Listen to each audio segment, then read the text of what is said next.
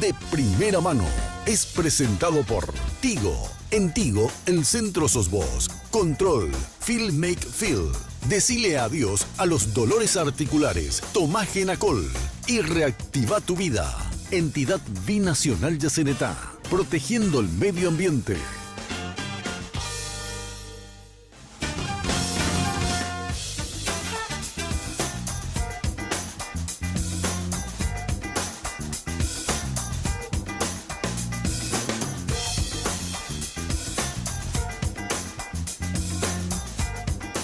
Muy buenas noches, ¿cómo están? El gusto de saludarles como cada semana, de primera mano a través de Red Guaraní.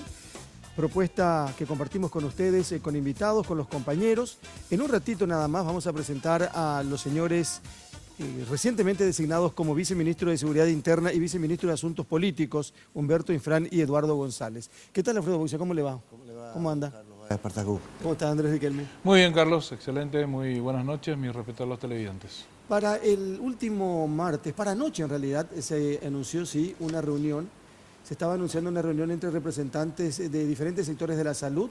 Por ejemplo, la señora Sonia Arza, que es del programa de las vacunas, el representante de OPS en nuestro país y, por supuesto, la Sociedad de Médicos Pediatras. Está en línea el doctor Luis Alberto Chamorro Noceda. Hola, doctor, ¿cómo le va? Buenas noches, Carlos, encantado, me escucho. Sí, cuéntenos, por favor, ¿qué pasó anoche? ¿Participaron todos los invitados o quienes fueron invitados para este encuentro o no? Bueno, la verdad que estuvo solamente el doctor Antonio Arbo, ¿verdad? Los otros invitados no participaron, alegaron motivos diversos y con mucha presencia de mucha gente, de muchos pediatras, más de 300 pediatras, y bueno, hubo que hacer uso de un local anexo para que la gente pudiera participar, ¿no?, a través del micrófono, ¿eh? Bueno, ¿y qué pasó? ¿Hubo alguna comunicación de parte de los otros invitados o no? Y sí, realmente la doctora Sonia Arza se excusó que no podía participar, alegando motivos personales, y el doctor tampoco no participó el de la OPS, y bueno, pero lo importante es que el doctor Arbo demostró así, con mucha información, de que la vacuna que está aplicando en Paraguay no es la vacuna adecuada, ¿verdad? La vacuna de origen coreana. Demostró, y con informaciones procedentes que él demostró de revistas japonesas, coreanas, que también demostraba que esa vacuna no tenía la suficiente capacidad para producir inmunidad en los niños, ¿verdad?, y proteger a los niños contra la varicela. De tal modo entonces que también la recomendación es que el Ministerio compre la vacuna realmente, la cepa OCA, que es la vacuna originaria que se hizo en Japón, ¿verdad?, y que es la que se está usando en los países vecinos, por ejemplo en Brasil, en Argentina, y que es la vacuna que sí ha demostrado dar resultados en todo el mundo. Entonces, esa fue la información más acabada, porque con suficiente claridad y con mucha solvencia, y también con suficiente material informativo, el doctor Arbo demostró que esa vacuna no es la adecuada, ¿verdad? ¿Hola? Sí, doctor, a ver, doctor Boxia. Sí, bueno, doctor Chamorro, una pregunta que quedó un poco en el aire en estos días y que no supieron responder ni los denunciantes de esta irregularidad ni la gente del ministerio, que no sé, ojalá se haya tocado anoche porque es un dato estadístico relevante. ¿Se llegó a detectar algún niño que se haya puesto esta vacuna y que haya contraído igual la enfermedad? ¿No se habló de eso anoche? ¿No se tiró alguna estadística oficial al respecto? Bueno, la vacuna, también la vacuna la japonesa, la OCA, puede también producir realmente, a veces los niños vacunados pueden tener la enfermedad, si bien de forma muy atenuada, ¿eh? Pero de hecho por eso hoy en día está recomendando a nivel mundial una segunda revacunación, o sea, una segunda dosis, que ya están haciendo muchos países. La vacuna japonesa, la vacuna coreana, de la cepa AB06, que es la coreana no da inmunidad suficiente. Entonces se demostró a través de estudios que se han inclusive difundido en el mismo Corea, que no hay una cero protección para los niños vacunados, ¿verdad? Y por supuesto también la incidencia de recaída en los niños, o de niños vacunados que han sufrido la enfermedad, ha sido también bastante importante. ¿En Corea o en Paraguay? No, bueno, en Paraguay sí, en Paraguay también él demostró, si bien en Paraguay no hay estudios estadísticos muy así importantes, porque no hay un seguimiento, pero él demostró en estudios hechos en el y le dan, está trabajando, de que hay sí casos en el cual los niños no ha disminuido la incidencia de niños internados por varicela en Paraguay. Si bien la estadística no es grande, porque en Paraguay no hay registro así a nivel nacional con respecto al tema, ¿no? El doctor Arbo contó que en su administración trajeron estas vacunas. Sí, pero él demostró que después sí, se hicieron durante su administración, se importó la vacuna, pero como siempre sucede en medicina, a veces después de un tiempo uno se verifica y entonces ya se recomienda el cambio, ¿verdad? Eso ocurrió también con otras vacunas, por ejemplo con la vacuna contra el rotavirus. Y de hecho, a través del tiempo, desde el año 2003 hasta hoy, bueno, hay mucha publicación al respecto y entonces la recomendación a nivel prácticamente mundial es que esa vacuna no está siendo utilizada en ninguna parte, prácticamente, casi. El doctor Arbo el domingo contaba que le había incluso cuestionado al presidente de la Sociedad Pediátrica porque ya en octubre del año pasado, en marco de un congreso pediátrico en Encarnación, él había advertido sobre esta cuestión y no se hizo absolutamente nada. No se reaccionó como sí se reaccionó ahora después de las publicaciones de última hora la semana pasada. Sí. De tal modo que inclusive hay gente que ya habla de un capricho de parte, no sé, de algunas autoridades del ministerio que no están dispuestas a cambiar, ¿verdad? Por la vacuna recomendable que es la cepa Oka japonesa. Sí, doctor Chamorro, le agradecemos habernos iluminado en estos aspectos tan específicos de un tema que preocupa a muchos padres y madres. Realmente, sí. El doctor Chamorro es un referente importante de la pediatría paraguaya. Entonces, si la cobertura inmunológica que da esta vacuna, como se descubrió, o sea, se fue comprobando ahora, la solución del Ministerio de Salud Pública sería hacer una segunda dosis, una revacunación, y al parecer sería más práctico cambiar nomás ya la vacuna, que de todos modos es usada en muy pocas partes de América, ¿no? Bueno, también se dijo ahí, se habló ahí, se comentó de que si, ¿para qué vacunar con una vacuna que no sirve realmente? O sea, entonces lo lógico sería cambiar de vacuna y no hacer una segunda dosis con una vacuna que nos demostró a través de los estudios hechos que no realmente no da mucha protección, ¿verdad? O sea, inmunidad a los niños. ¿Y ese comunicado de la OPS no sirve, doctor? Y bueno, la verdad es que la OPS, bueno, está también, como está en Paraguay, ¿verdad? Está también ligada al Ministerio de Salud Pública en sus recomendaciones. Bueno, posiblemente la OPS tiene información también tendría que tener información posiblemente la que se tiene a nivel mundial, ¿verdad? Pero, bueno, yo creo que tiene que acompañar también más tarde las recomendaciones de la Sociedad Paraguaya de Pediatría y del grupo de expertos que han dicho claramente que debe cambiarse la vacuna. Bueno, usted dijo que la doctora Arza no se fue, que comunicó que le era imposible ir y la gente de la OPS no comunicó absolutamente nada.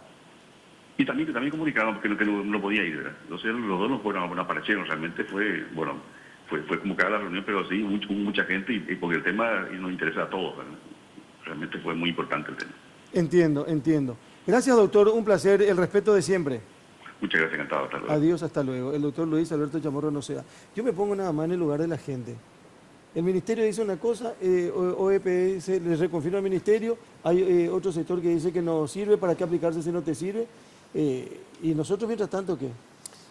Bueno, yo como si tuviera hijo o nieto en edad infantil, confiaría en los pediatras paraguayos que están en la trinchera de batalla todos los días, ¿verdad? Y que ven los casos de cerca. Y si el ministro de Salud te dice, yo le llevo a mi hijo a vacunar, con toda confianza. Te digo, confío en los pediatras paraguayos. Ya está. Lo que pasa, Carlos, es que este tema, lastimosamente, se viene a debatir en un marco electoral. Yo creo que si el doctor Arbo no tomaba ningún partido en algún movimiento electoral, esto hubiese tenido más un trasfondo científico, iba a ser indiscutible que la cuestión era científica, pero al tener un matiz electoral, entonces se pierde un poco esa puridad que hubiese sido la discusión meramente científica. Así es. Bueno, saludemos a nuestros invitados, vamos a cambiar radicalmente de tema, vamos a ir al Ministerio del Interior. Humberto Infran, ¿cómo le va? ¿Cómo está? Buenas noches, Carlos. Gracias por venir. Buenas noches, doctor Boxia, doctor Riquelme. Un placer estar y a toda la teleaudiencia, muy buenas noches. Viceministro de Seguridad Interna. Así mismo. Recientemente designado. ¿Y el señor Eduardo González? ¿Cómo le va, Eduardo? ¿Cómo está? ¿Cómo le va, don Carlos? Bien, viceministro de Asuntos Políticos. Así es.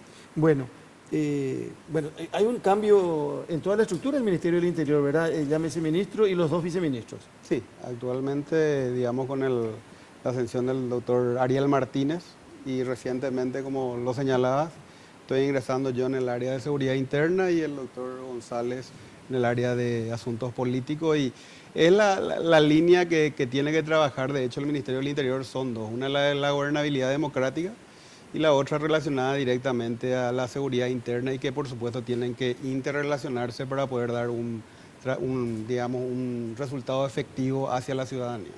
Y a propósito de seguridad interna, este es un tema porque se puede hablar de... Es muy amplio esto. Sí, por y supuesto. siempre se va a mezclar el tema EPP, sí o sí, en esta cuestión, Humberto. Así mismo, Carlos. Ahora, hoy en día tenemos un instrumento legal por el cual está estructurado el sistema del combate al EPP.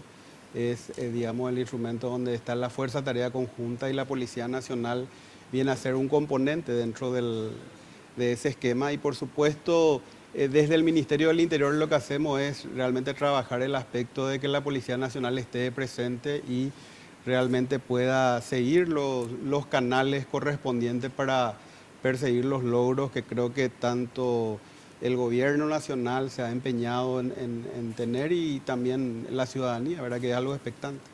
¿Y el tema de asuntos políticos cómo viene, Eduardo? Sí, realmente es una nueva modalidad. Lo que estaba hablando justamente con el ministro Ariel Martínez, lo que estuvimos conversando es que hasta el año 1989 el ministerio tenía un enfoque bien claro de cómo se venía trabajando. Y a partir del 89, con la nueva constitución, realmente variaba mucho realmente según la condición que tenía o las características de los ministros. Algunos eran políticos, se enfocaban más al tema político, después venían los expertos en seguridad y se enfocaban en el tema de seguridad. Y lo que queremos hacer realmente ahora, y con estas designaciones que se han manifestado, se han expuesto por parte del Gobierno Nacional, es justamente dar las dos aristas que tiene el Ministerio y trabajar de esa forma mancomunadamente en lo que había manifestado el doctor Ifrán, todo lo que tiene que ver con los gobiernos democráticos, el trabajo con las comunidades, hacer llegar realmente no solamente desde el punto de vista político, de política partidaria, sino que realmente hacer sentir a la ciudadanía la presencia del Estado. Eso es más o menos lo que estamos coordinando y para poder desarrollar en estos últimos meses de gobierno. Doctor, ¿usted estuvo anteriormente en el Ministerio?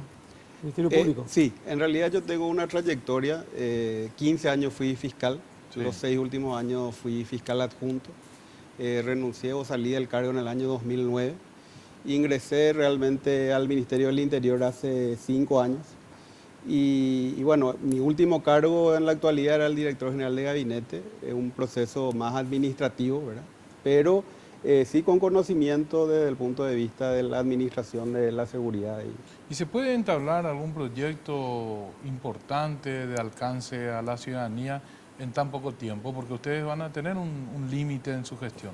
En realidad, temporalmente hablando. Andrés, creo que muy importante tu pregunta. El tema que hubo una estrategia o se delineó una estrategia durante todo este emprendimiento del gobierno nacional en estos 4 últimos años donde hay ya una línea y realmente hoy lo que tenemos que hacer es comunicar realmente todas las acciones que ha venido desarrollando el Ministerio del Interior en formalizaciones desde el punto de vista legal como así también desde el punto de vista operativo.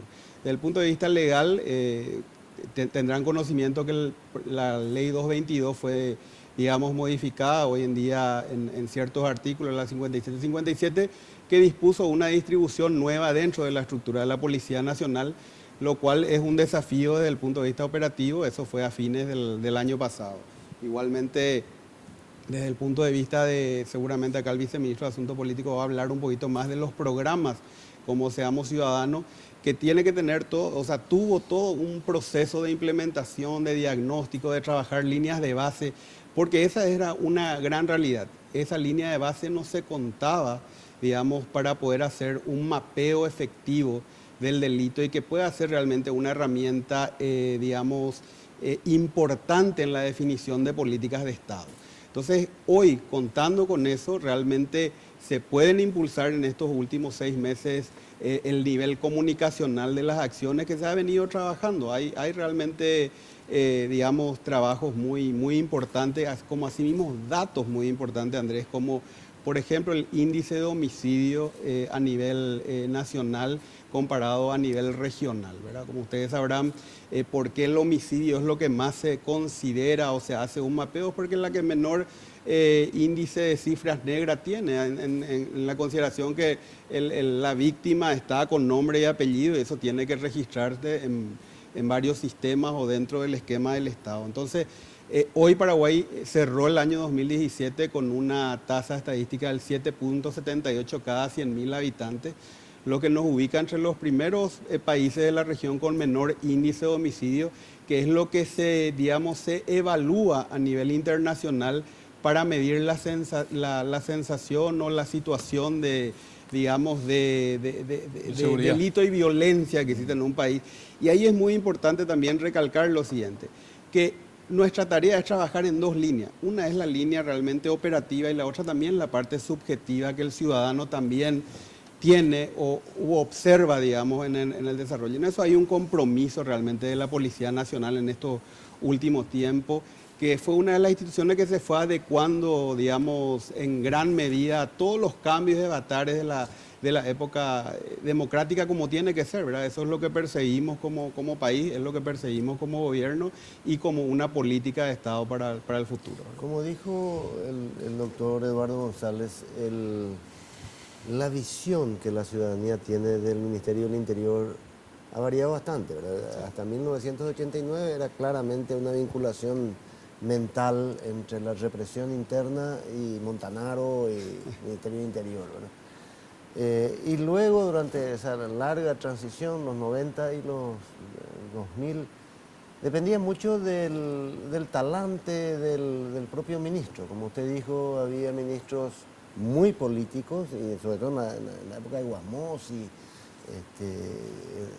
en los gobiernos siguientes, que tenían mucha preponderancia en las decisiones internas políticas del país. Y hasta los viceministros, doctor. Sí, señor. Hasta los viceministros, ya después de, como decís, del golpe. Y luego aparecieron problemas del tipo EPP, narcotráfico, mayor violencia, y había ministros más centrados en la seguridad. Pero lo último que tuvimos es al señor Lorenzo Lescano, que no fue ni una cosa ni otra ni fue nada. Es decir, yo creo que ponemos la foto de Lorenzo Lescano y de 100 paraguayos 90 no lo van a identificar, ¿verdad? O sea, era un silencio, una negativa a comunicarse. Y creo que como dijo usted, doctor Infran, acá falta una política comunicacional de vinculación con la ciudadanía, que nos explique, que nos dé respuesta a la pregunta, que tiene múltiples respuestas, ya sé, pero que tiene estadísticas, si el Paraguay es o no un país inseguro. Bueno, retomando un poquito el tema del ministro Lescano, en realidad el perfil es una persona muy capaz también en el ámbito de la seguridad. No, yo no dije la presencia en los medios. Y realmente una de sus principales características es el trabajo en inteligencia, ¿verdad? De hecho, por eso él hoy ocupa el cargo del Ministerio de la Secretaría de Inteligencia a nivel nacional. Y realmente el proceso comunicacional es fundamental para con la ciudadanía, empezando desde la misma actividad de la policía. Es decir, la policía, con todo el cambio, el rol, las transformaciones, inicia un proceso donde su metodología de trabajo deja de ser un poco exclusivamente la represiva y pasa a ser una metodología de mayor contacto con la ciudadanía. Es decir, ese es un desafío que se ha venido trabajando, se ha introducido en la malla curricular, porque es importante eso señalar, que estas transformaciones no solamente se dieron desde el punto de vista de acciones que fueron previstas o programas que fueron previstos, fueron, digamos, introducidos inclusive en las mallas curriculares. Hubo un cambio del tiempo de duración también de la capacitación de los policías, y hoy el delineamiento principal, y con el comandante Luis Carlos Rojas a la cabeza, es el de trabajar fuertemente el proceso de la interacción ciudadana, la eficiencia y la eficacia, porque hay que dar esos resultados, y también el proceso de la integridad y la transparencia. La ciudadanía también, cuando la policía falla, necesita obtener la respuesta de que sus hombres son sancionados cuando incurren en algún hecho que no corresponde en su gestión operacional. Hay un tema que le golpeó mucho a todas las instituciones de seguridad del país y se está por cumplir un año. Lo de Rodrigo Quintana en el Partido Liberal Radical Auténtico. ¿Eso cómo, hasta qué punto se involucra el Ministerio del Interior en una cuestión como esa, Humberto? Bueno, ahí, Carlos, es preponderante señalar que siempre ya en un hecho delictivo y sobre todo de ese nivel, el Ministerio Público es el director de la investigación y ya esa investigación es pública para las partes, ¿verdad? En primer lugar, ¿verdad? Si bien tuvo mayor connotación, pero es el Ministerio Público el que va delineando esas acciones y son lo que establecen una estrategia tanto jurídica como de investigación, donde la policía se vuelve un brazo ejecutor en el proceso de obtener la información que el Ministerio Público vaya solicitando al ente, digamos, operativo, como en este caso de la policía. Claro, pero lo que pasa es que le hace mucho daño, pues, no solamente a una institución, sino que al país en general. Pero ahí se involucra Policía Nacional, Ministerio del Interior, porque estamos hablando de un local partidario que se atraca sin orden judicial. ¿Y cómo quedan los que cometieron este hecho? Me dice Humberto que ya está a cargo de la Fiscalía porque es la investigación y porque así tiene que ser. Pero no se pudo. ¿Cómo se puede prever? ¿O es una cuestión meramente de responsabilidad de la policía? ¿Es la prevención? La prevención, como sí, por supuesto, es una tarea policial en el contexto de los delitos. Ahora, esta situación, digamos, que aconteció, hay toda una información que la información está en los expedientes, es decir, es el fiscal el que tiene la información en su integridad, ¿verdad? El que recibe, es el que toma las declaraciones de cargo, las de descargo, entonces él es el que tiene que estructurar en ese contexto una. Ahora, yendo a si ingresaron con orden, desconozco y hoy, digamos, por supuesto me tengo que interiorizar más seguramente también de la situación, pero ese es un análisis jurisdiccional, es decir, un análisis del juez el que tiene que, en base a los elementos que el fiscal le presente, determinar cómo se dio realmente ese procedimiento en ese momento. Pero doctor, hay cosas que sí le pueden interesar al Ministerio, al Ministerio del Interior, de ese caso específico, por ejemplo, la responsabilidad de los oficiales de la policía. La policía finalmente está a cargo del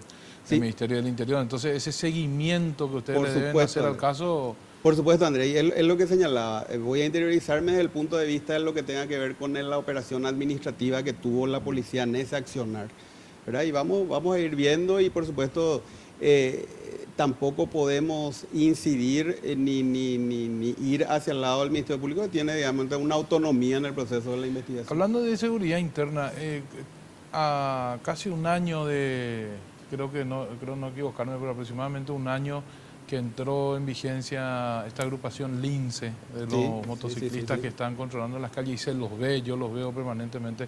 ¿Cuál es el análisis que hacen con respecto a esa implementación? Realmente, Andrés, muy positivo. Hay realmente resultados a diario, digamos, de aprehensiones, detenciones, prevención que está realizando. Y como bien señalás, ese aspecto disuasivo que tiene hoy Lince en las calles. Inclusive el comandante, y repito lo que dijo hace unos días el ministro del Interior, Ariel Martínez, el comandante nos señalaba en una reunión que la gente ya utiliza así, llámenle al Lince, o sea... llámenle a la policía, llámenle al Lince. Hay como pero digamos, lo importante es que se esté, digamos, que permeando a nivel ciudadano esa identificación. Es que la presencia de la policía, doctor, en la calle, cualquiera fuese, digamos, el arma de la policía, si es orden público o lo que sea, o FOPE o Lince, la presencia ya es disuasiva. La presencia es parte de lo que usted hablaba, la comunicación con la gente. Yo veo a un policía en la calle y me quedo un poco más tranquilo, ¿verdad? O veo una patrullera y sé que ahí no me van a asaltar. Así mismo, es ese factor justamente. Hubo un proceso como que la policía también se retrajo un poco del proceso, por lo que señalaban del tema del cambio. Hoy vuelve, justamente por esa iniciativa también de la ciudadanía, la decisión del gobierno de que la policía tiene que tener ese factor de presencia. Y realmente así como están los linces, están los lobos, o sea, hubo mucho despliegue durante esta administración. Y llegó el momento realmente de que la ciudadanía conozca toda este proceso de inversión y que por supuesto también estamos abiertos a las críticas son justamente para mejorar, ¿verdad? En absoluto estamos cerrados a eso y sobre todo también determinar que el proceso de la evaluación y monitoreo de la implementación es fundamental para el sistema de seguridad. Tenemos que hacer una pausa. Quiero recordar que Humberto Infran fue fiscal. Sí. Fue parte del Ministerio Público, ¿cuánto tiempo? 15 años. 15 años. 15 ya años. hace 5 Hubiera años. tiempo no es No. tiempo no es cobardía, como Pero hace 5 años estaba en el Ministerio de Interior. Sí, hace los 6 últimos años en el Ministerio Público. ¿Usted entró como con qué fiscal. ministro, doctor? Yo en realidad entré en un cargo de planificación en el año 2012, ¿verdad? Cuando estaba aún el ministro Caballero. Y después permanecí y llegué al cargo de director general de gabinete desde hace 4 años. ¿Y usted, doctor González? Yo realmente siempre me había dedicado a la actividad privada y con este gobierno tuve la posibilidad de entrar a la función pública, empezando como asesor jurídico de la SAP, posteriormente fui síndico en la SAP y dentro de eso también había realizado gestiones, soy apoderado del Partido Colorado desde hace 2 años y medio y también de Honor Colorado y estuve desarrollando estos trabajos y es lo que me permitió a lo mejor culminar el gobierno con este cargo. Le vamos a hablar después del corte con el señor Eduardo González, que fue protagonista de uno de los gritos más tremendos en la mañana monumental, en una discusión con Luis Vareiro. Luis Vareiro. Claro. No me diga. Sí, claro, aquel puso muy tema. nervioso, No, y usted también se puso nervioso. No, normal. La pausa y ya volvemos en un ratito, seguimos.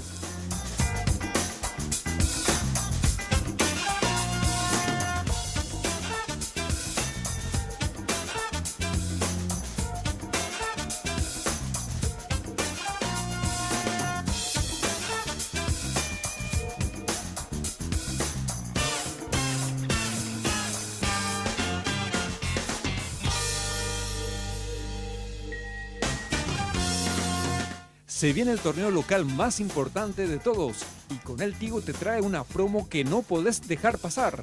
Contrata tu plan de TV familiar por 99.000 guaraníes durante 3 meses. Llámanos al asterisco 611 o al 021-618-9900 y disfruta de toda la pasión del fútbol por las señales de Tigo Sport, porque en Tigo el centro sos vos.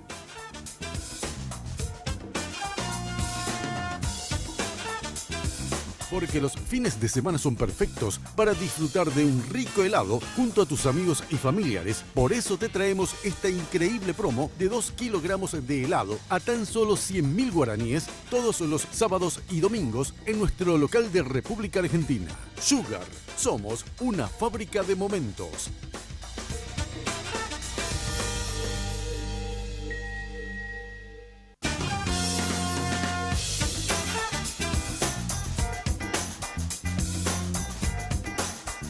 Bueno, seguimos de primera mano esta noche nuestros invitados, el señor Humberto Infran, viceministro de Seguridad Interna, Eduardo González, viceministro de Asuntos Políticos. Estábamos recordando lo del señor Eduardo González como apoderado ya en ese momento de uno de los sectores del Partido Colorado, Honor Colorado. Del partido. Del partido, Por el como partido. Sí, sí. Juntaron firmas, pues, ustedes saben esa historia de que Firmatón. se falsificaron firmas, todo para la reelección. Y usted fue uno de los El protagonistas. padre del firmatón. Sí, según deciré. No, pues según todo. No, ese fue un proceso realmente que se llevó adelante, que realmente no tuvo consecuencias jurídicas reales. Fue una posición en un momento político en que se discutía el tema de la reforma, la enmienda por vía para la reelección, y era una forma de dar un matiz popular a ese pedido que había. Entonces hubo unos compromisos que se realizaron y la gente realmente se le han asignado planillas a los referentes del partido y ellos eran los encargados de recoger y traernos a nosotros, ¿verdad? Y nosotros ya hemos hecho los controles correspondientes, pero acá también hay una cuestión que es claro, hubieron a lo mejor algunas cuestiones que no pudieron ser controladas por nosotros, pero también dentro de lo que es el registro electoral en sí, hay una cuestión que inclusive nosotros siempre mantuvimos un 17% de problemas que teníamos de diferentes tipos, que hasta ahora se sigue teniendo, inclusive porque a veces tenemos problemas con la afiliación en ese sentido, inclusive tenemos movimientos políticos que han se han presentado a solicitar reconocimiento por la justicia electoral, que sí fueron reconocidos por la justicia electoral, que no tuvieron el mismo matiz que tuvo realmente eso y que son casi prácticamente los mismos hechos. Yo no he visto que se le haya intentado allanar ningún movimiento político, ni una casa de ellos, como sí ocurrió en ese momento. Entonces, realmente depende mucho también la forma en que eso se encara para ver, o el momento político para ver cómo se hace, porque hasta acá yo no sé ninguna cuestión ni una apertura de una carpeta fiscal sobre esos hechos que fueron recientemente, hace 3 o 4 meses, que fueron esos movimientos reconocidos por la justicia electoral. Lo que pasa es que hay diferencias, primero cuantitativas y segundo cualitativas en importancia trascendental para la historia del país, entre que un movimiento pequeñísimo que no alcanza el número de firmas para inscribirse e intenta colar algunas falsas, y lo que sucedía en aquel momento con la enmienda y que terminó, como usted sabe, de manera catastrófica creo que para todos, ¿no? Pero hay que reconocer, doctor, que ahí esos elementos de las firmas no fueron presentadas para el proyecto de reforma. Eso fue un proyecto que se presentó directamente de forma totalmente independiente en el Senado, que después quiso bajar a la Cámara de Diputados, pero no fue utilizado ninguno de esos documentos realmente. Y eso sería... Pero eso llevaron a la justicia electoral, hasta ahí llegó. Hasta ahí llegó. Realmente la justicia electoral llegó a Fara, ¿te acuerdas? Y sí, todo, ellos no estamos, nosotros hemos presentado, Fara, Hugo Velázquez, pero realmente Lilian. hablamos sí. de 1.200, pero juntamos 360.000 firmas. Si vamos a irnos a lo proporcional, juntamos 360.000 firmas y 1.200 fue lo que fueron objetadas. Dejando de lado el hecho delictivo, que además nunca avanzó. Qué mala idea fue. Qué idea que no llevaba luego a nada, y aunque no tuviera ninguna sola crítica de la ciudadanía, no iba tampoco a cambiar las cosas. Y podría ser, ¿verdad? La verdad, doctor, que como abogado hablo, ¿verdad? Y desde el punto de vista de una interpretación de la Constitución Nacional, y he escrito artículos con respecto a eso, yo me reafirmo en que una forma de la modificación de la Constitución es viable por esa vía. O sea, a lo mejor no era el camino en ese momento o esa vía, pero era lo que iba a dar un matiz popular que se requería en ese momento, a lo mejor para que algunos actores que estaban también en ese mismo tono pudieran votar o no de esa forma. Doctor, yo recuerdo que en la época de la dictadura, en el Departamento de Investigaciones, había una dirección de asuntos políticos que estaba a cargo del comisario, al final de la dictadura, de Alberto Buenaventura Cantero. Y después se encontraron los archivos del horror en el año 92, y ahí descubrimos que la tarea del comisario Cantero y del Ministerio del Interior era hacer un seguimiento de las actividades de prensa, de las actividades internas, y de tener la mayor cantidad de inteligencia del PLRA, del PRF, de todos los partidos políticos. Esa era la vinculación del régimen de Stroessner con la oposición, digamos.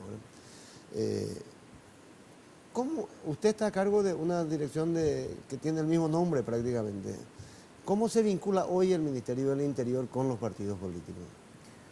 Realmente uno de los matices es trabajar con los partidos políticos, ¿verdad?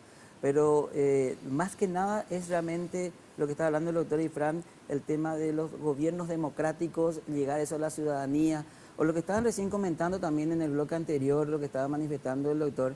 Es interesante un poco determinar aquellos focos donde tenemos algún tipo de inconveniente, y no solamente llegar con aparatos represivos a esos lugares, sino ver un poco cuáles son los inconvenientes que se tienen, y no verle solamente a una comisaría como una situación que uno recurre cuando tiene algún tipo de inconveniente, sino de acuerdo con lo que dijo también el señor Andrés Riquelme, ver una forma de seguridad que uno pueda tener, pero también dar una forma de presencia del Estado en esos lugares. Justamente dentro de los programas que estamos queriendo desarrollar, que ya se está viniendo trabajando con Ariel Martínez siendo viceministro de Asuntos Políticos, es justamente ver eso, por ejemplo en Asunción, los focos, las zonas ribereñas, cómo estamos realmente, y ver una forma de seguir con un tipo de asistencia que se estuvo realizando dentro de este gobierno con respecto a eso, del proyecto, inclusive desde la documentación de muchas personas, porque se estuvo trabajando mucho también desde esta secretaría, de este viceministerio, en lo que tiene que ver con el proyecto San Francisco, donde inclusive gente que para ir a ocupar estos lugares se hizo un seguimiento por parte del ministerio para poder agarrar realmente, dar darle los documentos, las cédulas que no tenían para poder acceder a esos beneficios. Entonces, el matiz que se le quiere dar, no solamente, como le dije, era desde el punto de vista de una política partidaria, de no utilizarlo ni de una forma de aparato represor, sino justamente es la presencia, no solamente ser prevención, pero también con la presencia del Estado, ver cómo se puede mejorar esa área. Tenemos 1.400 asentamientos en Central, ver qué se puede hacer en esos lugares. Esa es la visión desde el punto de vista político, pero como política de Estado que hay que generar, que hay muchos proyectos y con financiamiento que se pudieron desarrollar, obtener, y eso es lo que vamos a tratar de, por lo menos, dar los puntapiés iniciales para que el gobierno posterior pueda seguir con ellos. ¿Cómo se hace función pública en un ambiente en donde nadie que le crea a nadie y donde la mayoría duda de todo lo que se hace? Al empezar el programa estábamos hablando con el doctor Chamorro Noceda por el tema médico, el tema de las vacunas. Cuando le pregunté sobre el tema OPS me dijo, estamos en Paraguay, la OPS está en Paraguay. Y ya a partir de ahí entonces, o sea, estás acá y todo lo que haces, a veces con razón y a veces sin razón. Pero ha de ser muy difícil hablar de medicina, de seguridad, de educación. Hoy es muy complicado en un país como con este escenario. Si me permití otra vez. Sí, por favor. Esto es un problema, lo que está planteando es un problema, yo creo, antropológico y sociológico del paraguayo. Y justamente estábamos hablando ahí con el doctor de ese tema. Y por lo que manifestando más, desde mi punto de vista, una gran discusión inclusive filosófica es, tenemos el hombre egoísta y el hombre envidioso. El hombre egoísta piensa en sí mismo y trata de llegar de esa forma a lo que él quiere, y esa es una concepción un poco más de Hobbes, y le tenemos la otra concepción de Luke que habla más del hombre egoísta y el otro envidioso. El gran problema que nosotros vemos, o que yo al menos en forma particular, y me hago cargo de lo que yo digo, es que nosotros tenemos una tendencia a ser un poco envidiosos, no egoístas. A veces nos falta ser un poco más egoístas que envidiosos. Ambos factores están mal, pero yo veo que el paraguayo es un poco envidioso, por eso es que aquel que está por sobresalir, a ese les tiramos para abajo, y nos medimos para abajo, no para arriba. De esa concepción yo creo que dudar de algunas cuestiones, yo creo que muchas respuestas a lo que manifestaste, dijo muy bien Andrés Riquelme. Creo que la posición del doctor Arbo, de lo que yo estuve siguiendo, pero no directamente, sino que por los medios es, si no fuese desde el punto de vista tan político como se está haciendo y viendo cómo se viene o cómo se maneja, no habría conveniente. Es lo mismo que me digan las posiciones de algunos referentes, que inclusive los medios de prensa recurren como referentes, pero sabemos bien que están asociados a factores políticos o que son inclusive candidatos.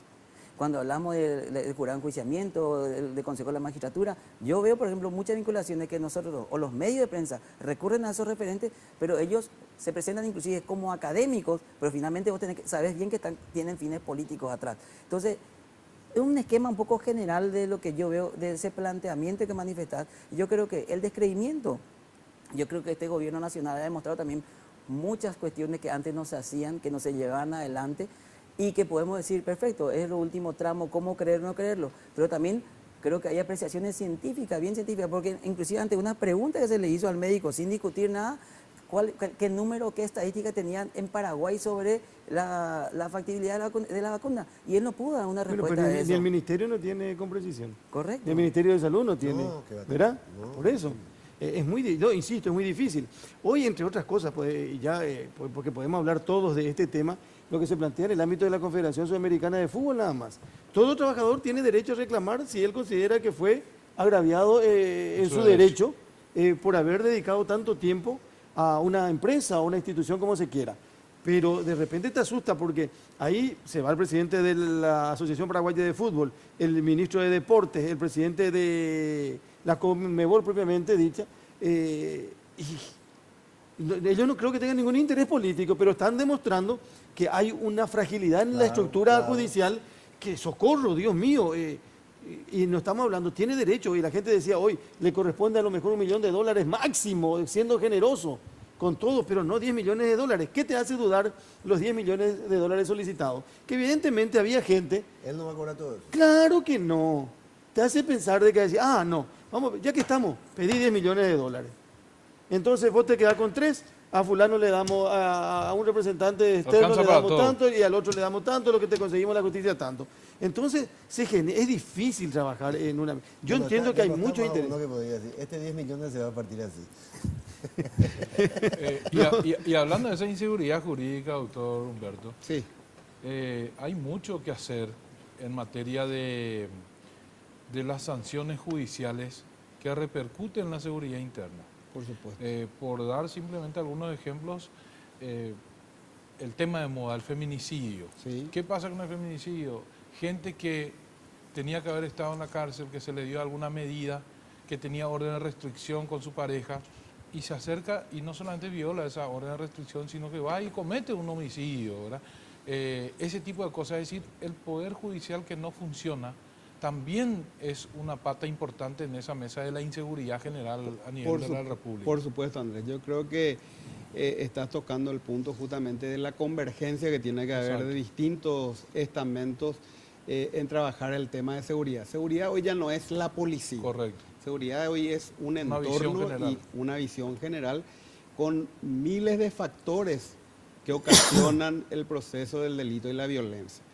Justamente atendiendo al tema jurisdiccional, ¿verdad?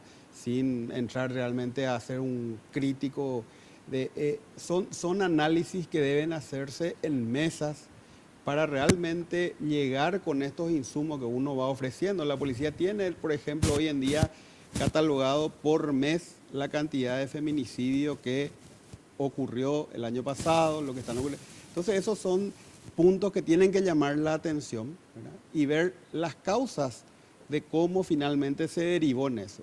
Uno cuando mira, y bien lo plantea, decía, hay algunos que ya tenían medidas restrictivas, salieron de vuelta con medidas alternativas, medidas sustitutivas, y eso es lo que hay que bajar en una mesa, porque también la actividad policial se agota en la aprehensión, ¿verdad? Esa es la función que tiene el estamento policial. No están, digamos, su función no es la de estar detrás permanentemente, sino eso ya tiene que ser en una mesa distinta, ¿verdad? En el proceso del control de ese fenómeno. Y tocando un poquito, considerando que la ley es bastante nueva, ¿verdad?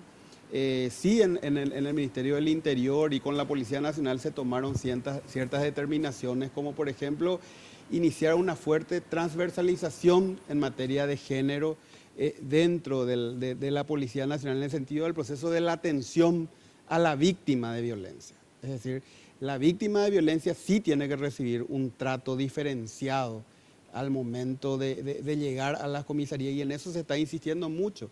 Eso es algo que el propio comandante está, digamos que, inculcando a nivel tanto de la malla curricular como del proceso de entrenamiento, porque la capacitación no se agota en el proceso del conocimiento de la norma o de la ley, sino realmente en el entrenamiento, en la aplicación de la ley. Y el entrenamiento sí requiere de mucho tiempo, requiere de mucha inversión, y ese es el proceso que se está instalando y que creo yo va a quedar bien consolidado, finalizado esta etapa de gobierno. No solo eso, doctor, yo creo que no sé si hay estudios acá, lo leí hace poco en una publicación argentina, ¿sí? Que la tasa de violencia doméstica en filas de familia de los uniformados, que hablaba de policiales y militares, es incluso superior que la tasa nacional o provincial en alguna. Supongo que acá debe ser una cosa que hay que trabajar también. En realidad no manejo con precisión a nivel de lo uniformado, pero sí lo que podemos señalar es que el proceso de la violencia intrafamiliar es uno de los primeros delitos que existe actualmente como problema de delito y violencia. Y ahí sumar algo, que no hay ninguna franja que se excluya de eso.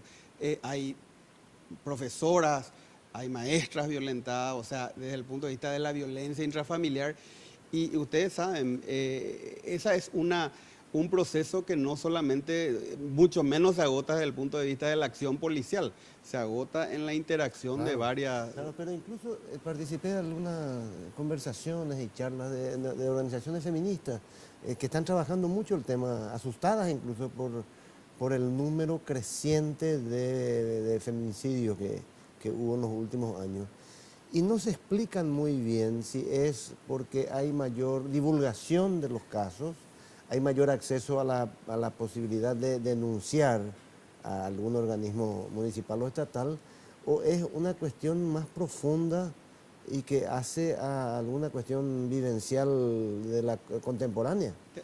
Tal vez el proceso de la causa, como dice ya, es materia de una mesa y de un trabajo. Ahora, la cantidad, tal vez hoy lo que tiene es esa, al ser la ley nueva, se hace realmente hoy en día una diferenciación de cuáles realmente son productos o provenientes del feminicidio, ¿verdad? Antes englobaban tal vez el proceso entero de lo que era el homicidio doloso en general. Entonces, estos tipos de avances son los que generan que se puedan instalar nuevas políticas. Y por supuesto, la encargada y que se trabaja bastante bien en el Ministerio del Interior con el Ministerio de la Mujer actualmente en instalar esas políticas, digamos, de enfoque y de cómo abordar la problemática. Por eso uno de los puntos era insistir y seguir insistiendo, si bien la policía tiene esa apertura, pero insistir con el proceso de la atención a la víctima de violencia, poder detectar esos procesos de riesgo que sí el uniformado puede transmitir al Ministerio Público como un proceso de inseguridad hacia la persona que se acerca a realizar la denuncia. Hacemos otro corte y en un ratito seguimos de primera mano. Nos visitan esta noche Humberto Infran, viceministro de Seguridad Interna, y el señor Eduardo González, viceministro de Asuntos Políticos.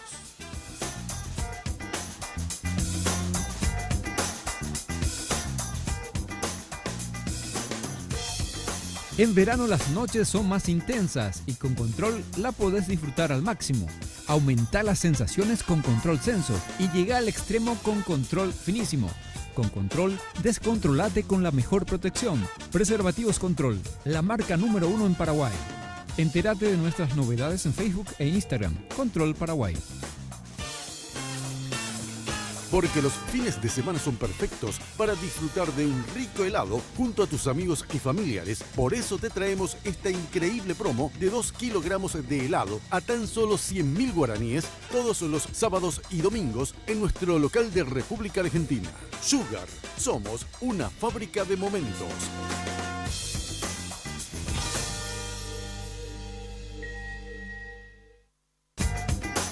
Bueno, estamos de vuelta. Andrés. Bueno, doctor, estamos en una etapa de revisión, digamos, de nuestra Constitución Nacional del 92, de nuestras leyes. Sí. Creo que estamos madurando como sociedad y eso implica repensar nuestro sistema de administración, de justicia sobre todo. Me parece muy valiosa su opinión, porque usted fue abogado con el Código Penal antiguo, fue fiscal con el Código Penal nuevo, y también está involucrado hace muchos años en el Ministerio del Interior. Es decir, usted ve la problemática de un hecho punible, vio de diferentes formas. El Ministerio Público, ese reemplazo que hizo a la Policía Nacional en materia investigativa, ¿funciona? ¿No funciona? ¿Usted le haría algunos retoques? ¿Le daría mayor libertad de acción a la policía en materia de investigación? ¿Está bien lo que se está haciendo? ¿Qué conclusión tiene? Andrés, yo creo que señalar algo oportuno, el tema de los procesos, ¿verdad? O sea, los ajustes, los avances. Exacto. Lo principal yo creo que es nunca dejar de analizar el funcionamiento, ¿verdad? Por supuesto, en el proceso anterior como que estaba todo mucho más estructurado desde el punto de vista, el juez era realmente el capitalizador del proceso, ¿verdad? La policía tenía seguramente no una libertad de acción, por llamarlo así, pero era bajo la mirada del juez el proceso de la investigación. Hoy en realidad yo no diría, bueno, que el Ministerio Público se atribuyó, pero sí lo que realmente dentro de este proceso es importante es que ellos son directores desde el punto de vista del avance jurídico de una investigación y se apoyan en la investigación de calle, en la investigación de la obtención de información en la policía. Es el proceso que hay que trabajar fuertemente ahí, es el de la confianza, ¿verdad? Son dos instituciones y hay que buscar ese proceso. Por supuesto que comparto que hay que hacer una revisión, seguramente no estoy ni mucho menos diciendo de que volvamos a un sistema inquisitivo, pero hay que mirar porque el sistema que actualmente tenemos es el sistema mixto, ¿verdad? No es ni puramente acusatorio ni mucho menos. Entonces, ese diálogo, esa observación, justamente hoy conversábamos, parece mentira, pero el tema nos planteaste, conversábamos hoy con Eduardo sobre esa situación y ver un poquito como ministerio también cuál es el avance que tiene la revisión de las leyes actualmente a nivel del Parlamento, ¿verdad? Donde de una u otra manera el Ministerio del Interior también se ve afectado por el punto de vista de la función policial como tal. De hecho, existió una comisión otra vez revisora que empezó a ver, y ahí es importante juntar la opinión de periodistas, de magistrados, de operadores de justicia, de los funcionarios que están involucrados, de la misma ciudadanía. O sea, realmente avanzamos, yo creo, y es esa apertura la que tiene que existir hoy para poder llegar a consensos que puedan mejorar. ¿Algún ajuste de tuerca de repente habría que darle al sistema? Yo creo que hay algunas cuestiones puntuales desde el punto de vista procesal, penal específicamente, y también seguramente evaluar algunas cuestiones desde el punto de Porque vista este año se cumplen 20 años de implementación. del nuevo código.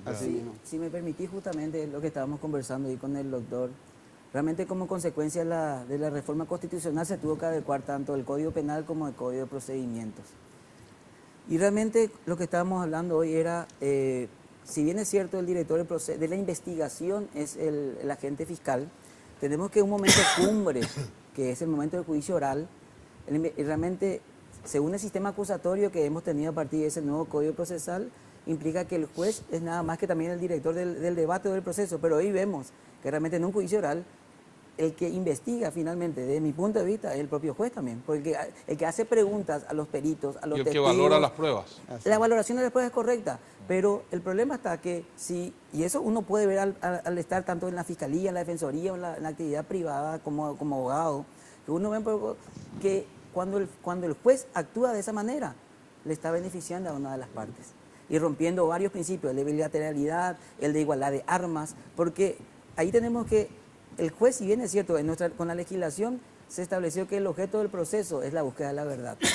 Si decimos que el objeto del proceso es la búsqueda de la verdad, entramos en un gran bagaje de discusión desde el punto de vista filosófico jurídico, porque realmente el objeto, si decimos que el objeto del proceso es la búsqueda de la verdad, vamos a justificar cualquier cuestión, porque ahí justificamos los medios para llegar al fin. Entonces ahí tenemos que, cuando el juez actúa de esa manera, rompe un equilibrio. A lo mejor el fiscal no hizo correctamente su trabajo, pues él comenzando a hacer esas preguntas, esa duda que era favorable al procesado se va en contra. Entonces, él realmente tiene que ser un director del debate, no puede estar investigando el juez. Entonces, como dijo el doctor, es un mixto. Inclusive hay alguna doctrina que dice, no es mixto. O si tiene resabio inquisitivo de esa forma, no puede ser acusatorio, sigue siendo inquisitivo. Son esas visiones que se tienen que tener. Y a veces no modificaciones parciales, a lo mejor hay que ver in totum también, porque a veces esas modificaciones te afectan más. Sí, claro. Es decir, por ejemplo, cuando veía el tema de la modificación de la ley, que aumentaba el tema de los secuestros directamente a casi el mismo plazo del homicidio, es como leer algunos artículos también que dice, quiere decir que ¿qué es más fácil? Si yo voy a secuestrarte, es más fácil que mi secuestrado me delate, entonces yo voy a cometer otro tipo de hechos como el homicidio. Entonces, son políticas criminales realmente que uno tiene que atender para determinar realmente si por una presión mediática ciudadana, de repente algunos legisladores dicen una u otra cosa o hacen unas modificaciones que finalmente no vienen a solucionar el conflicto. Pero en ese momento recordemos que el marco penal para un secuestro era creo que 3 años y el marco penal por abigeato era de 8 años. 10 años. Entonces era más gravoso robar una vaca que secuestrarle a un ser humano. También. Entonces esas son modificaciones que se van dando. Con periódicos, oleajes de mayor o menor intensidad, digamos, la policía se ve golpeada por denuncias de corrupción, ¿no? Hace una década era aquella profusión de suboficiales formados en distintas escuelas que terminaron sumándose, que algunos de ellos están presos todavía hasta hoy en la agrupación especializada. Pero bueno, hubo casos tradicionales de coima, ahora salió en libertad ese suboficial Roberto Osorio, vinculado con aquel mega tema del combustible. Y cada vez que sucede una de estas cosas se habla de la necesidad de la depuración y de la necesidad de un departamento de asuntos internos que investiguen. ¿Cómo está el tema de corrupción en la policía y qué medidas se han tomado al respecto, si es que se han tomado? Bueno, realmente, como señalaba Carlos, nosotros estamos asumiendo en puridad hoy esa vinculación directa, si bien podemos tener unos conocimientos en general. Pero yo creo que hay que rescatar, por ejemplo, que la Policía Nacional hace 2 años instaló su unidad de transparencia dentro de la Policía Nacional. O sea que un avance muy importante sobre cuestiones que antes seguramente eran mucho más cerradas, ¿verdad? También hubo mucha modificación en el proceso de los tribunales y de asuntos internos dentro de la Policía Nacional. Y por qué no decir también el proceso de la instalación del sistema Bravo dentro de la Policía Nacional como el estamento de inteligencia que sirve, que también hace un proceso de inteligencia interna de la Policía Nacional. Pero entonces es importante rescatar que hay una apertura, ¿verdad? Y una de las líneas que justamente la comandancia actualmente está impulsando es el proceso de la integridad y la transparencia. Pero la integridad y la transparencia es lo que señalaba Alfredo, desde la misma educación policial. Es decir, con los que hoy ya están en función se trabaja desde el punto de vista operativo, pero también desde el punto de vista de la educación, con materias y con entrenamiento, con evaluaciones, con reflexiones. O sea, hoy el esquema de la educación policial también, digamos, que deje de ser como yo voy como último recurso para ser un funcionario policial, ¿verdad? Abrir digamos, esa situación de que la gente vea como opción profesional el proceso de ser policía, como es en muchos países, en Chile, que es lo más cercano que tenemos, o que ser carabinero es y realmente aquí hay que devolverle también a la Policía Nacional ese proceso donde ellos tienen que poner de su parte. No estoy diciendo que sea lo contrario, pero apoyarles también nosotros como entes civiles del Ministerio del Interior en esa transformación. Hoy por eso yo insisto, en los planes curriculares también ya se trabaja, y como señalé al inicio, hoy ya varió el término de duración. Antes eran cursos de 6 meses, a lo que hacías referencia vos, hoy son de 2 y de 4 años. Es decir, ese es el proceso. Hacemos el último corte y estamos de vuelta en la parte final esta noche, por favor. Porque los fines de semana son perfectos para disfrutar de un rico helado junto a tus amigos y familiares. Por eso te traemos esta increíble promo de 2 kilogramos de helado a tan solo 100.000 guaraníes todos los sábados y domingos en nuestro local de República Argentina. Sugar, somos una fábrica de momentos.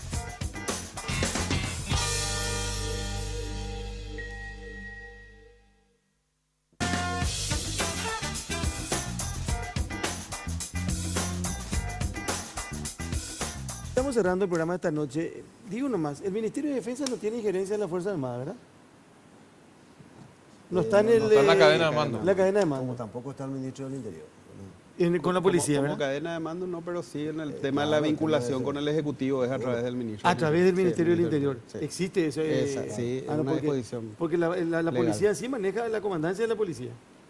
Sí. ¿Verdad? Sí. La Fuerza de Tarea Conjunta maneja el Poder Ejecutivo. Claro, la diferencia, digamos que dentro del proceso que la comandancia tiene su propia administración de recursos, ¿verdad?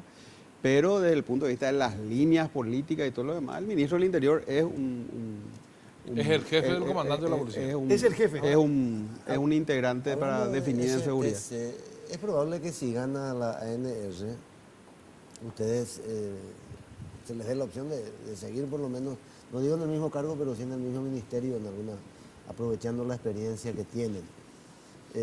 Distinto va a ser si no gana la ANR, probablemente tendrán que volver a sus actividades privadas o partidarias, pero no sé. Pongamos por caso para poder proseguir con la pregunta que gane Marito. Y que Marito les convoque con la pregunta de qué hacemos con la FTC y el EPP. La consulta y, bueno, podemos expresar toda la experiencia que tenemos y por supuesto unas recomendaciones de... Hoy, por ejemplo, hubo un proceso sostenible, digamos, eso es algo que fue digamos que instalándose, hoy están instaladas la FTC, a nosotros nos resta hoy con la administración lo que tenemos, seguir con eso mientras no se modifique la estructura, ¿verdad? Eso es, y como estamento policial tenemos que apoyar que, digamos, sigan sosteniendo ese proceso y buscar, por supuesto, resultados, ¿verdad? Que estamos hablando, si sigue así las cosas, de 5 años sin resultados. O sea, ustedes van a plantear otros 5 iguales. No, básicamente no. Hay cuestiones que, por supuesto, lo que pasa es que eso, básicamente no podemos, de repente hay cuestiones de inteligencia que también hay que mezclar ahí para poder sacar una opinión certera. Pero por supuesto, puede haber opiniones, eso también tiene que ser un consenso, puede haber una opinión, puede ser que uno tenga una visión distinta, ¿verdad? O sea, en mi caso, particularmente, creo que hay que analizar todo el contexto, ¿verdad? O sea, más allá de la FTC, pero creo que sí hubo un empoderamiento desde el punto de vista gobierno de apostar a algo y bueno, seguir. Es una lucha que tiene cuántos años atrás, ¿verdad? O sea, tal vez esa lucha no pasa por medir esta o aquella situación, sino ver realmente cuáles fueron los enfoques que le fue dando cada uno y sacar una evaluación de cuál puede ser la mejor opción. Y no quiero cerrar el programa porque mencionábamos en una conversación el tema de las denuncias en las comisarías. No había algo más tedioso y argel que ir a hacer una denuncia en una comisaría en su momento, ¿verdad? Porque el que te tomaba la nota tardaba, sacaba luego mientras sacaba el libro para tomar la denuncia. De media hora. Sí, para atenderte media hora. Después te atendía y para escribir. Sí. Vos tenías ganas de ir a buscarle al que te robó mientras se hacía la denuncia, a lo mejor ya se le encontraba, ¿verdad? Pero creo que hay un cambio ahí. Así mismo, Carlos, y creo que es importante estos espacios para comunicarle también a la ciudadanía. Algunos, solamente que tuvo lastimosamente la necesidad de llegar a una comisaría, a lo mejor ya lo percibió, ¿verdad? Pero hoy en día eso está informatizado, hay una conexión directa con una base de datos que es la de, digamos, de identificaciones, donde si yo me acerco, doy mi número de cédula, por lo menos ya salen todos mis datos ya inclusive en el bosquejo para el llenado de la denuncia. La persona hace el relato y después eso sale en forma de acta impresa en el momento mismo de la conclusión de la denuncia. Ya no es usted vuelva. ¿Eso dónde es? Está instalado en las 24 comisarías de Asunción. Sí. Toda el área central y en algunos puntos ya del interior. Sistema Marangatú se llama. Se llama el sistema Marandú. Y que el sistema es el sistema de información policial. ¿Por qué ese desafío lo adoptó el Ministerio del Interior y la Policía Nacional? Porque es la forma realmente de tener los datos sistematizados del comportamiento del delito y la violencia. Por eso hoy podemos decir, por ejemplo, con mucha certeza de que la violencia intrafamiliar es el problema principal hoy en día. Y decía usted también, doctor, que en la patrullera, por ejemplo, también los oficiales tienen tablet, donde pueden, no hace falta, se levanta el acta ahí mismo inclusive si una persona quiere imprimir en su casa la denuncia, porque hay veces que es una cuestión de extravío o cuestiones así que no precisa, inmediatamente se le da un código, uno imprime desde su casa la denuncia. O sea, que, si me roban, ojalá que no suceda, me roban el celular y la compañía de seguro te pide. Así mismo te va y hace y en el momento. Por eso sería interesante. Hace pocos años y tenía que venir al día siguiente a buscar. Sería interesante, les invito, podemos hacer inclusive ir, mostrar, hacer un programa y mirar un poco el funcionamiento. Ni en Bélgica, donde vos viviste, no había sido. Humberto y Fran, muchísimas gracias. A ustedes, muchas gracias. Cerramos el programa. Gracias, señor Boxia, señor Riquelme. Nosotros estamos mañana tempranito, si Dios quiere, a las 5 de la mañana en Monumental AM 1080, como todas las mañanas, como todos los días. Y en una semana aquí de primera mano, Red Guaraní. Que pasen bien. De primera mano fue presentado por Tigo. En Tigo, el centro sos vos. Control, Feel Make Feel. Decile adiós a los dolores articulares. Tomá Genacol y reactiva tu vida.